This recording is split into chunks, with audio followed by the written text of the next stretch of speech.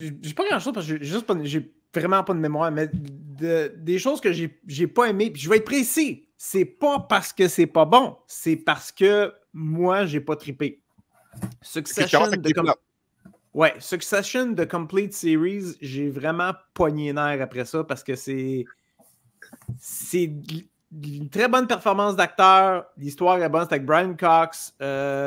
Mais c'est juste du monde riche qui se plaignent parce qu'il faut que ça change. Ça fait des deals à coups de milliards, puis ils sont jamais contents, sont snob, puis pètent de brou.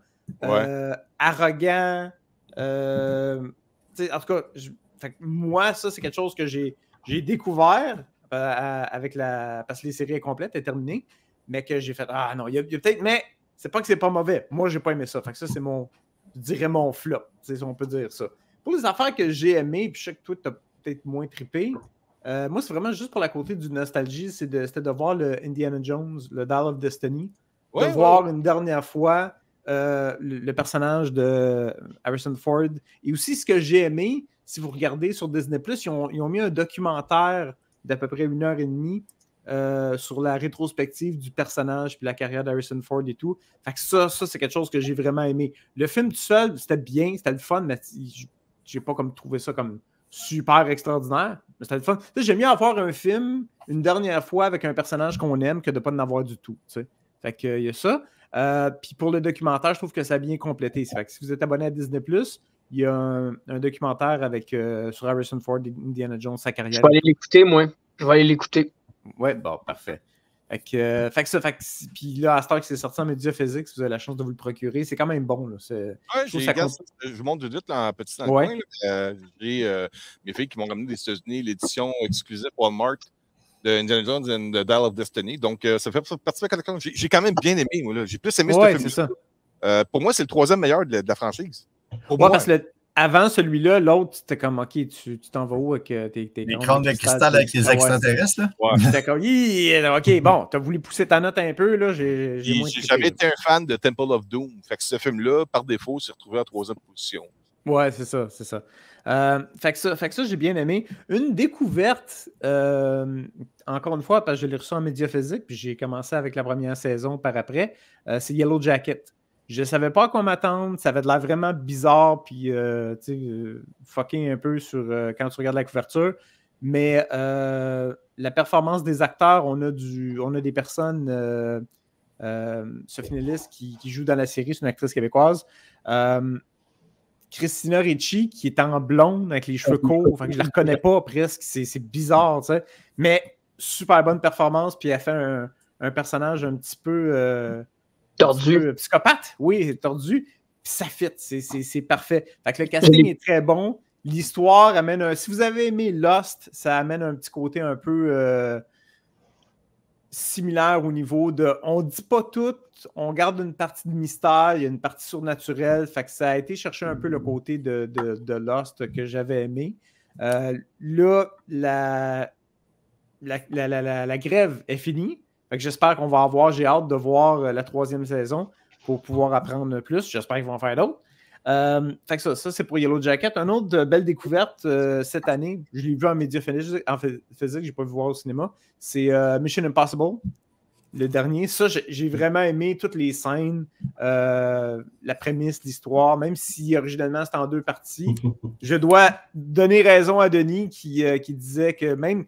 Parce que moi, je me suis dit, ils vont le faire en 2 parties, je ne vais pas le voir au cinéma, mais regarder les 2 en même temps, ça ne me tente pas de me faire chier d'attendre 1 an pour voir un autre film. Là, moi, je trouve ça plate.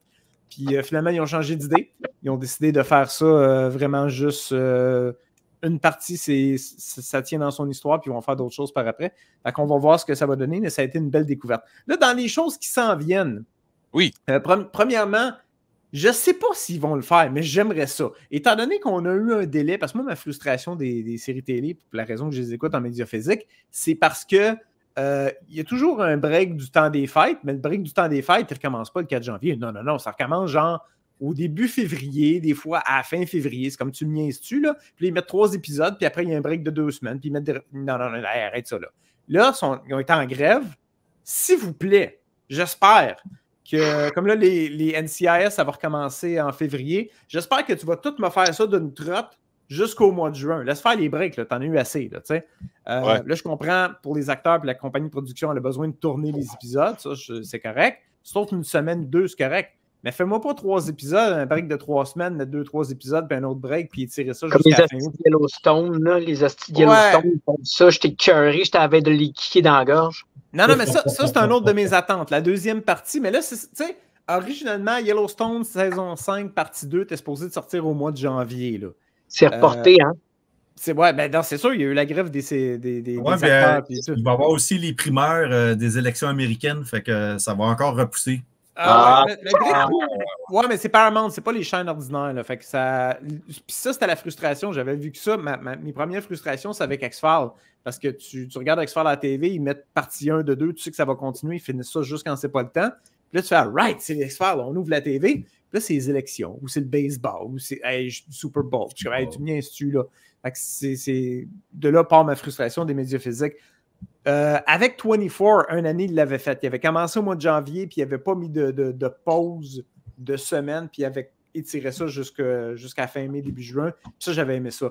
Fait que mon attente, c'est que j'espère que pour les séries qui n'ont pas commencé au mois de septembre, qui vont toutes partir ça du mois de février, janvier. Peu importe quand est-ce que tu vas commencer ta série, respecte le rythme d'en sortir un au moins une fois par semaine pour qu'on puisse compléter les séries comme du monde et qu'il n'y ait pas d'attente. Puis l'autre chose que je viens juste de voir, parce que je faisais une petite recherche, il y a une série qui s'appelle True Detective. Oui, il va y avoir une nouvelle... Oui, puis là, la prochaine saison, 4e saison, c'est le 14 janvier que ça commence. Ça va durer 6 épisodes. Ça va se passer en Alaska et le personnage principal est interprété par Jodie Foster. Très bonne actrice. Oui, très bonne actrice. Fait que ça devrait être intéressant. Puis ça a vraiment, peu importe la saison, parce que chaque saison est dans un environnement, une ville, un style de vie très différent. Fait que là ça, de tourner ça en Alaska, puis c'est une équipe de scientifiques qui disparaissent, puis on ne sait pas pourquoi. Fait que d'aller tourner ça. Est-ce que tu as peur qu'on fasse le lien avec Clarisse? J'ai pas checké. Je pense pas. Pour deux raisons. Ton personnage de CIA dans Silence des agneaux. Oui, FBI. Je crois pas parce que, premièrement, il y a eu un assez grand délai entre les deux. C'est un petit bout qu'on l'a pas vu. De un. Deux, la série en tant que telle, je sais pas comment dire ça, on dirait qu'elle est faite pour casser le pattern d'un typecast. Parce que les personnes qui font ces séries-là, d'habitude, ont des personnages très, très, très définis. Pour ceux qui n'ont pas vu la série, mais qui ont peut-être vu Reacher, dans la saison 1 de Reacher, le personnage de l'Haïtien, l'Afro-Américain, là, oui.